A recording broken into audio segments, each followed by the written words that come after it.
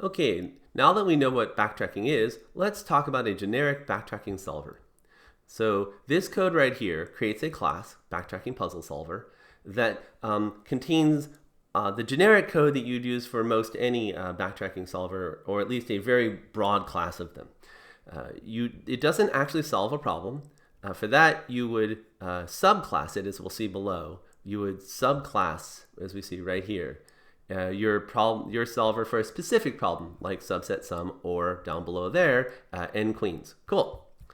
But a lot of the code you need is helpfully placed in this generic solver. So let's talk about what it does. Okay, to begin with, you want to be able to solve a problem, and you're going to tell us whether or not you want to check constraints. So to be clear what that means, when we're laying down queens, as we know, if we put a queen here, we talked about checking the constraints to verify that no two queens are attacking each other. And if those constraints are violated, we pick it up right away. That's what this check constraints flag tells us. If it's true, we'll do that. If it's false, we'll just lay the queen here and keep going until we get all the way to the end. So that's called exhaustive search, and it's really not backtracking. As a consequence, we'll have many, many more states. This is just to let us see the value of constraint checking. As we'll see later on, it's immensely valuable. And we'll also have a report you can print if you set to true, and it'll give us some nice information about the number of moves made, number of states generated, total time, and so on. Great. So you start in a start state, which we say in this note right here that you have to be sure to set it in your init, because that's problem specific. For n queens, this is your start state, an empty board. For subset sum, completely different. So there's no generic start state. That you'll do in your specific solver. The moves is a list of moves that gets you from the start state to a solution state. The states is a set of states we've been in, initially empty. Okay, we get our start time. Then we go ahead and solve from our start state, and we should get a solution state. This is doing the heavy lifting, solve from state. So I made this a little larger for you. Solve from state is the code that does all the heavy lifting. It actually recursively tries to do backtracking. Okay, so then we go ahead and we return the moves and the solution state. So if you're writing a game and you want to know the next move to make, it would be the first move in this list. If you only needed the solution, you just use this. Great. And then here's how you print the report. Fine. Here's your heavy lifting. Solve from state. This is the part that does the backtracking. Okay, so to begin with, if we've been here before, we want to immediately fail and not explore the state again. We can get in an infinite loop otherwise. So otherwise, we remember that we've been in this state. And the first thing we do then is say, hey, is this a solution? If it is, we're done. We made it. So if we're, say, here, and then we come to solve from state from this state, we'd say we haven't been here, but it is a solution, so we're done. That's the solution. Okay? So that's what that step does. Fine.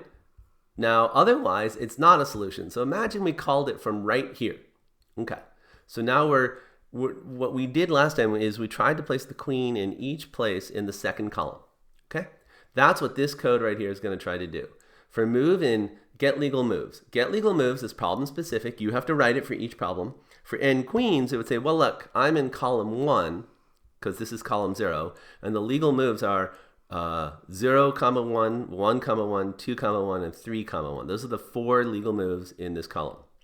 Legal moves only means that it's legal by the rules of the game, for example, where queens can go, not by the additional constraints of the problem. In this case, the additional constraints would be no two queens can attack each other. Okay, and that will be enforced by our constraints in a moment. Okay, so we get our child state, do move. So we're going through all the legal moves. Here's the first one. This is now a child state. This was the parent state. This is the child state. Okay, and we say, hey, does it satisfy the constraints? Do no two queens attack each other? It does not satisfy the constraints, so we skip all this code. And then we go on to the next legal move, which is this one. Does that satisfy the constraints? It does not, so we go on to the next legal move, this one, and it does. So we add this move to the list of moves, so now we have 2 moves. And now we recursively try to solve these 2 columns, actually just the next column, which we'll recursively call the next column. Of course, we've already seen that that column will fail here, fail here, fail here, fail here, and fail. So that column will return none. Since it returned none, we pop the move off the list of moves, boop, and then we go back to the next move at this level, here. Once again, it satisfies the constraints. We recurse in, but once again, this column fails in all 4 positions. So we pop this off. Now we're done with this column, so we return none. We return none to the previous caller, which was going through the same thing in the first column, which therefore picks this up and places it here, and we recurse again. And as we saw, we'll recurse several times until we get to here, and ultimately, this will lead to this solution. So this is the generic code that backtracks. The way you backtrack is for each possible move you can make for, say, this column, but the column is a queens thing. It could really be for this state, what the legal moves are. Do the move. If it turns out that the constraints are okay, then add the move to the moves list, recursively try to solve it. If we did, we're done, woohoo. Otherwise, undo the move, backtrack, pick it up, and keep going in this column. And if you fail, go back to the previous column, or more generally, go back to the previous state. And that's essentially it.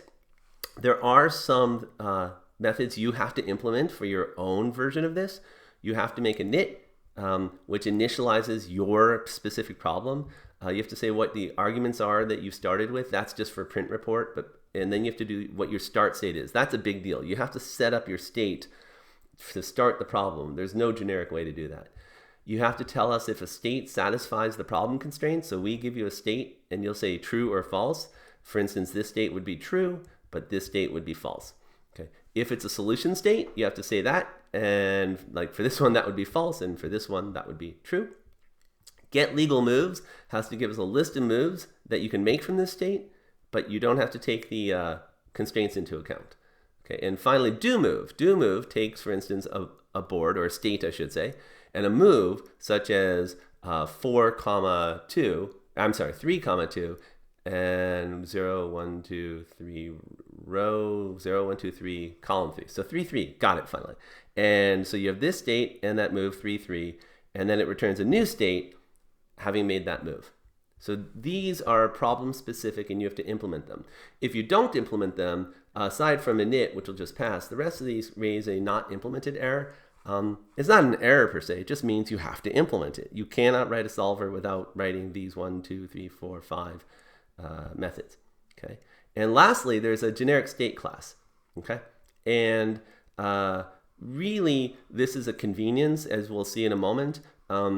Because your state objects have to be able to go into a hash table, so they must be hashable. So there's, and the reason for that is we put them in a set, if you recall, to make sure, let's put right here, to make sure that we haven't been in states before. So you have to have an EQ and a hash. And then this shorthand repr is just a convenience factor as well, if you want to be able to view your state. Don't worry about how these are implemented. If you subclass state for whatever state you need for your problem, it's most likely going to do the right thing for 112. You can read this comment and think about it if you want to make a more efficient version after the course. In any case, that's all you need. Now, that's a high level, and especially how you use state and how you implement these methods. You're going to want to look at the next video showing you how to do it for specific problems to be sure that you get a firm understanding about how this machinery works. That's it. Enjoy.